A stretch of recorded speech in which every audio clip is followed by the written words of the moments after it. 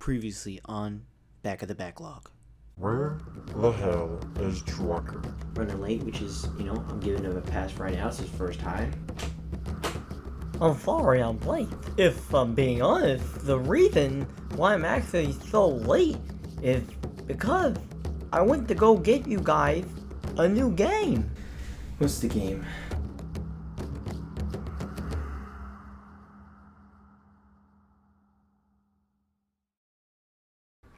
Well, here's the contract you've been waiting for. Can you sign it for me? Here. I'm being serious. Can you sign it for me? Why would I sign it for you? What's the reason that? Well, that pen is bigger than me. How can I write with that? Dude, I'm not gonna forge your name on like an official contract. Hey, I mean, talk about getting into so much damn trouble. I can't do that.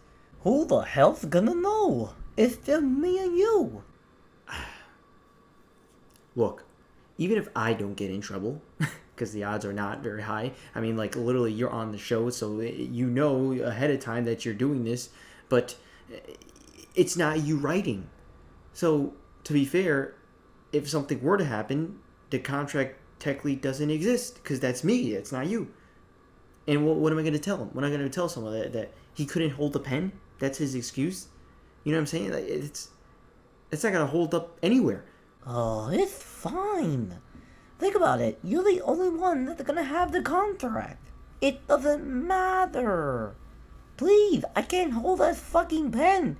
Just sign it for me. Alright, fine. You make a good point. It's literally just gonna be my house. Fuck it. Fine. See? Now, this isn't so hard, is it? Fuck you. Well, it looks like you are officially a part of the Backlog crew. Welcome to the team. For this season. I mean, if we extend it, that'll be a different contract, but, yeah, man. Happy to have you on board. Thanks for having me. I'm back at the backlog. Been gone for way too long. I'm back at the backlog. Got so many games to play, dog. I'm back at the backlog. Donkey Kong expands my dog. I'm back at the backlog. Me and Kylo been fucking since dawn. I'm back at the backlog. Did you know that Kylo wears thongs? I'm back at the backlog. I really fucking hate this song. Yeah.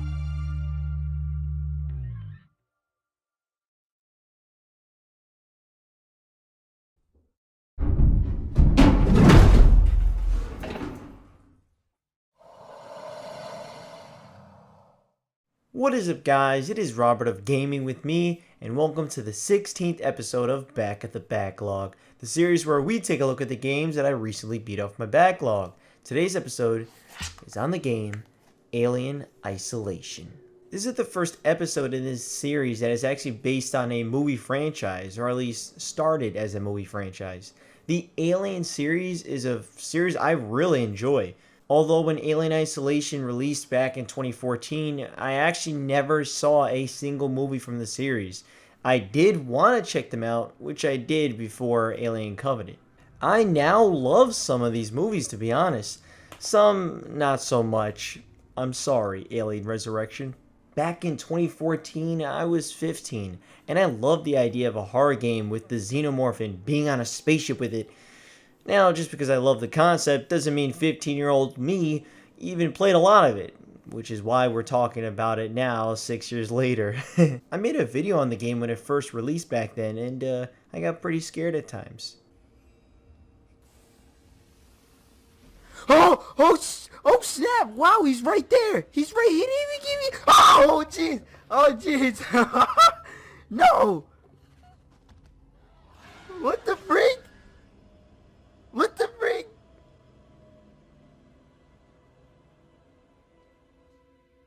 Crazy that it's already been 6 years, though. Time flies. Alien Isolation was released on October 7th, 2014. It was developed by Creative Assembly and published by Sega. Alien Isolation sounds like a perfect recipe for a game. A horror game in the Alien franchise? Sounds like a perfect recipe. Is it though? Well, let's talk about it. Let's talk about the story first.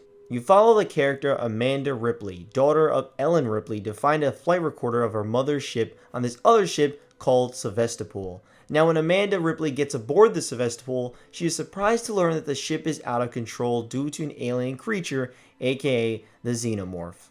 So all hell breaks loose, and it's time to find that flight recorder and head the fuck out of here before it's way too late. Visually, this game is stunning. I may go as far as to say this is one of the best looking games of this generation.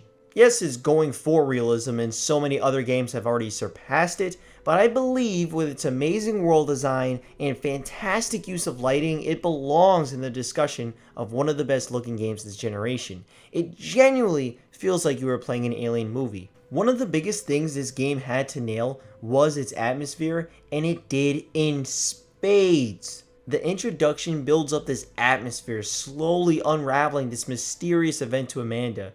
We know it's because of the Xenomorph, but Amanda doesn't. It's a bunch of situations leading up to this reveal. The ship is torn apart, power is out in many places, discussions of an alien creature, humans are acting like survivors, grouping up and defending themselves as if everyone they run into are targets. That includes Amanda. It's not only the Xenomorph you gotta worry about on Sevastopol. Humans and working Joes, which are robots, are also major obstacles on your journey. Humans are the first you encounter. They're always loaded with guns and ready to shoot on sight. They can be tough to take out because you die within 2 or 3 shots, but for the most part, I would sneak around them all and not waste any resources. If they do see you, they just kind of stand there, which I thought was odd. But when you think about it, in this type of scenario, they do have Amanda cornered, so I guess it's fine. There were times where I found people that were friendly, but I had no clue because I would stealth around them until I realized they wouldn't attack me. It's super interesting because it's exactly what someone would do in that situation. Hide until you're 100% sure they are safe to approach. There's no indicator, you just gotta use your best judgment. Most of the time, people are bad though, like 95%. But those 5% of people are always a blessing to run into.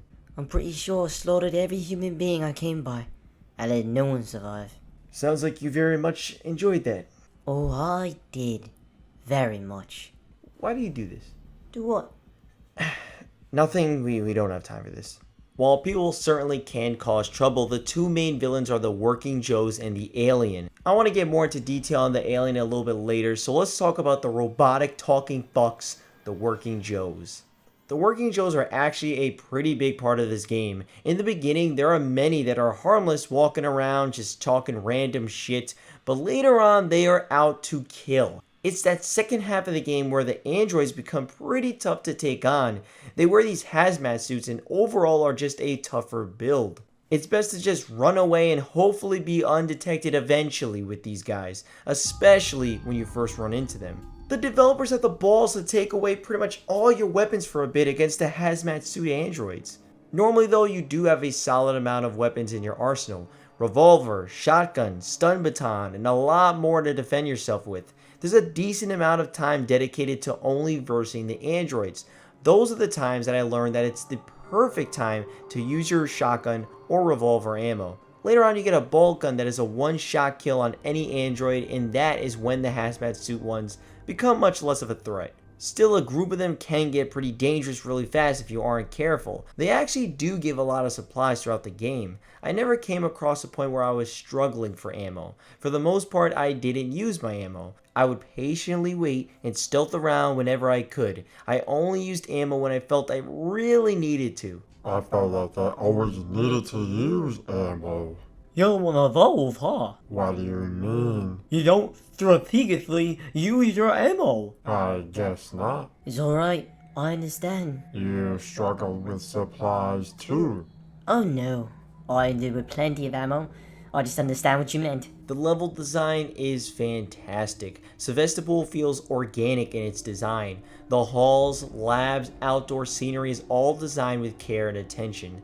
Traversing the ship never gets dull as there is always something new to interact with. Occasionally the map can mess me up because the current objective looks to be on the floor you are currently on but ends up being completely different. That can be frustrating since you have a giant alien tailing you, but other than that, I quite enjoy the map. There are a variety of tools you'll come across with to open doors and hack into systems. Unlike the gadgets in a game like Perfect Dark Zero, the tools in Alien Isolation complement the design really well. It adds variety and tension to something as simple as opening a door. This is because you are constantly leaving yourself vulnerable for attack. Your back is completely turned from the world for a few seconds, and those few seconds could potentially end up being death if you aren't timing things correctly. Hell, one of the most intense things in Alien Isolation is saving. Yes, you heard me right. Saving is intense. The reason why is because they made saving a gameplay mechanic. There's no quick save, no autosave. Saving consists of finding save points, inserting your card in, and waiting a countdown, and then you can save. The reason it is so intense is that you could die midway and not have that save count and have to restart to your previous save point.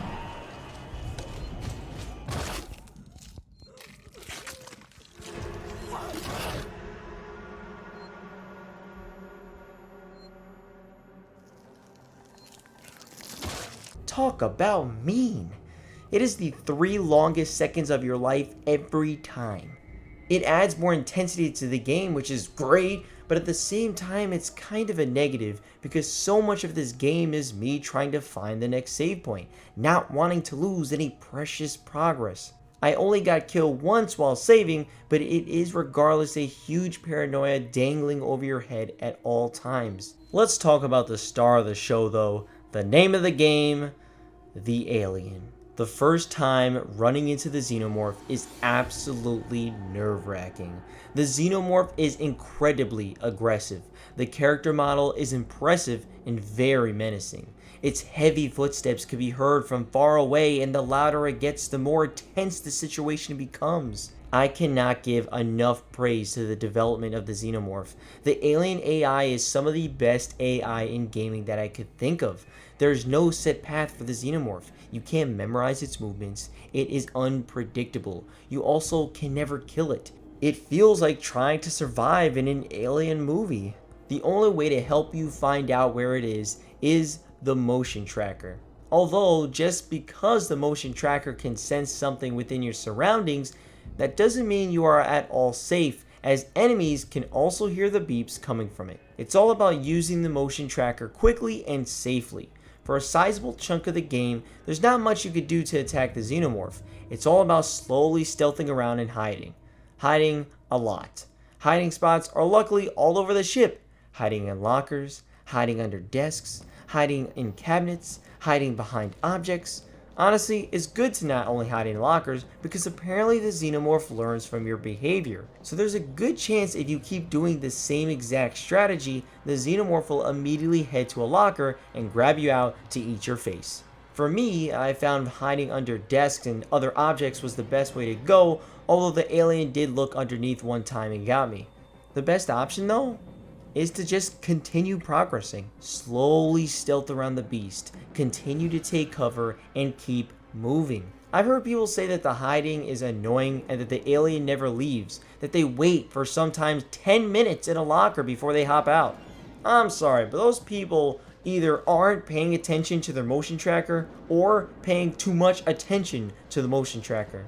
Again, the xenomorph hears the beeps, so using it too much will just keep it hanging around you or find you. While not looking at it is bad too, because it shows you when the coast is clear. It's all about balance. It's so awesome because you actually hear the xenomorph leave and go into the vents somewhere. When that happens, that's the moment to stop hiding and get going. You can't just stay in one spot because it will eventually come back. Even though you can't kill the xenomorph, that doesn't mean you are powerless against it. The best weapon in the game is easily the flamethrower. Once you get the flamethrower, admittedly a lot of stress is removed from your shoulders because you could actually flame the xenomorph back into the vents. The xenomorph will eventually get used to the flamethrower though. Yeah, this bastard does not give up. What would be one quick spray eventually turns into multiple full sprays of flames to get the xenomorph away from you. That means you'll be using more and more flamethrower fuel every encounter, so you definitely want to be careful and smart about when to use it, as the fuel can be scarce if you aren't managing it right. One gameplay mechanic that is so simple yet an absolute lifesaver is looking around. Pressing the left bumper allows you to freely move your head around. Being able to peek up and around allowed for a lot of freedom in terms of movement and stealth. It seems like something minor, but it truly does help you out. One of the most intense sections of the game was the alien's nest. Dark, gooey, and nasty all over. The atmosphere is very creepy. The motion sensor is constantly beeping. Shit is awful in that area. This is home to not only the xenomorph, but the facehuggers too. Facehuggers were awesome to see, and also terrifying, as they are very small and pop out of nowhere. They make this screeching noise, and once you hear that, it's panic mode, because if you don't spot them right away and light the fire in their ass real quick, well, then that's game over, and you're pregnant. Not unless I impregnate them first. Man, if you stick your dick in a facehugger, I mean, the images in my head are horrific. Sure, we'll see if it can handle me. Dude, yeah, it can. Are you crazy? It's literally bigger than the entirety of you. Alien Isolation is a surprisingly well-paced game. There are times where you are able to breathe. It isn't always beating you over the head with terrifying moments. It truly feels like progress is being made, and the steps in this journey are logical to continue. There's a variety of locations you'll be seeing and a variety of objectives you'll be completing. The final few chapters though are constantly intense, with the alien on your every move. It's always around somewhere, and this is where your hopefully developed stealth skills really comes into play. I'm now going to talk about the final chapter and ending just to let you know. So a bit earlier, Amanda does indeed get closure with her mother by hearing a flight recording from Ellen Ripley, talking about what happened on the Nostromo. It's a genuine heartfelt moment, which was nice. It's also literally Sigourney Weaver, which is really cool. I'm sure I'll see you very soon. I love you, sweetheart.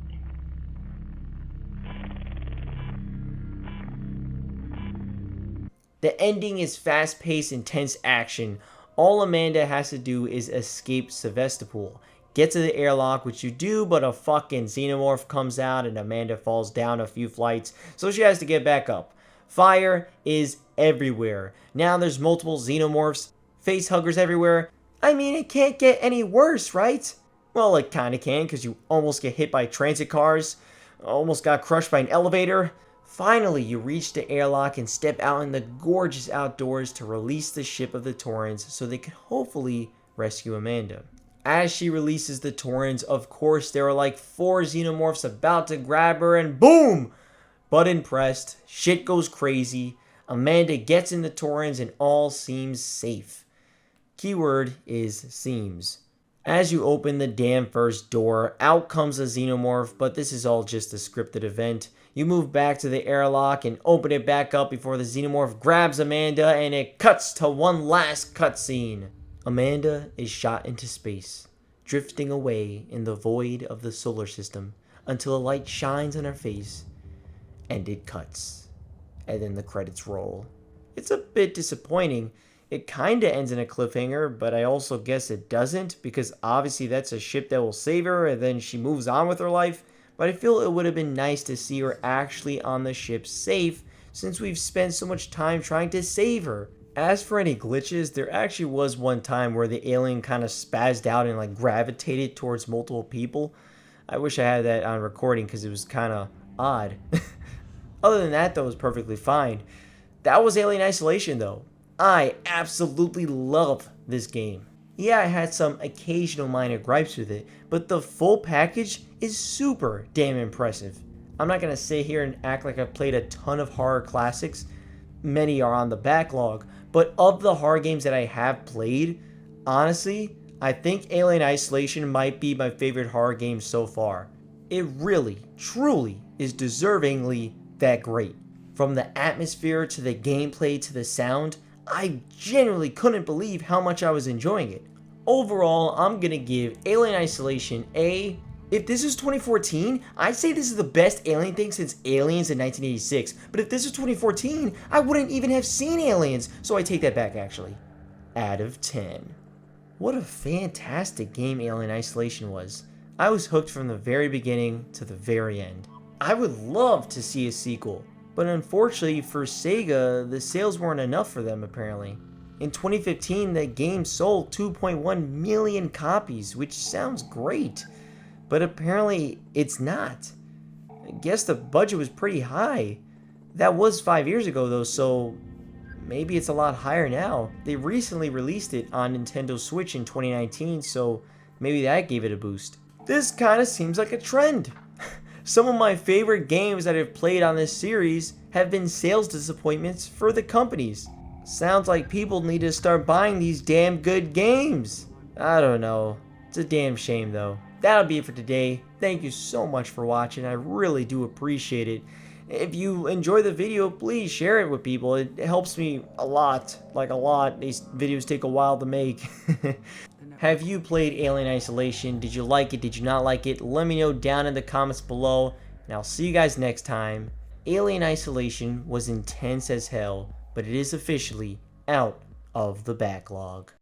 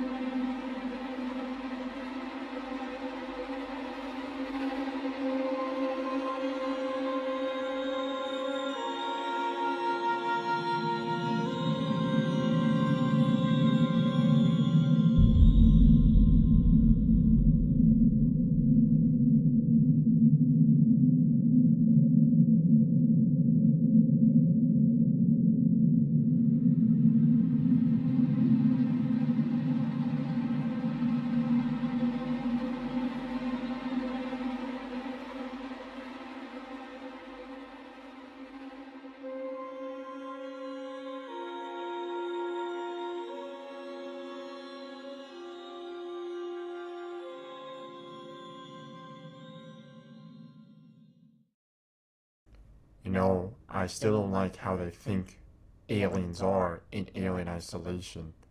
How the hell are we supposed to be united together if they keep making aliens the enemy? It just creates a bad stigma, makes us all look bad.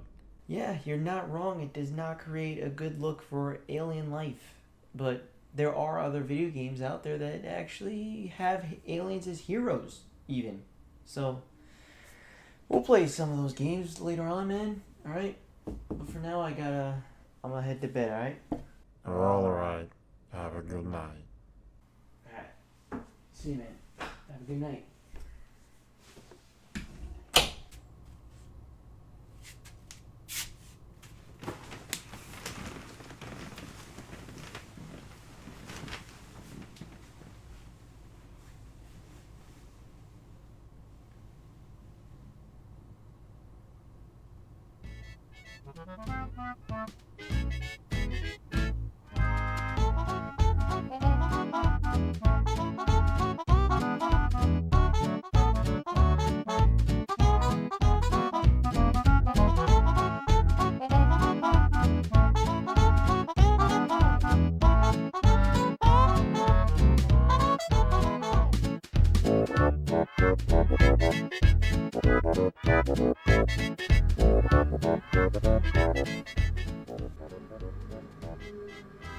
Kylo, how's it going?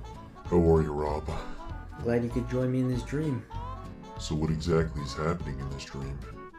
Nothing really much happens in this dream, but I do have it quite often.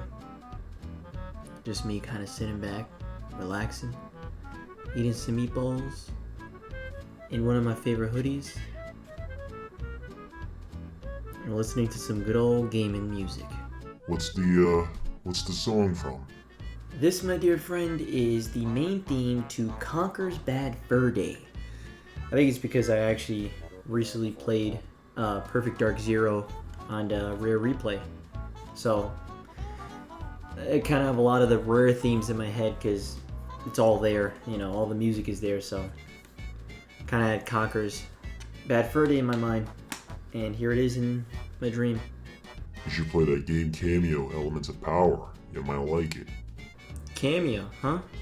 I mean, could work. Cameo, Elements of Power. Back of the Backlog, it could work. These dreams normally include me? Occasionally, you do pop up every so often. You know, there's always sometimes different people. Peaceful dream to have, I suppose? Yeah.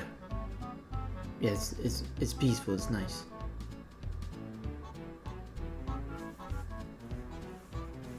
You know, you really haven't, we haven't really talked in a bit. Still haven't. It's a dream, remember? Yeah, you know, I just admittedly forget to contact you, you know? Can't say I believe you if I'm in this dream. That tells me you haven't forgot. I'm in your thoughts. I still don't quite like the decision you made. Just kind of dropping us out of nowhere. No notice whatsoever. Look, man, one thing you shouldn't do is hold grudges.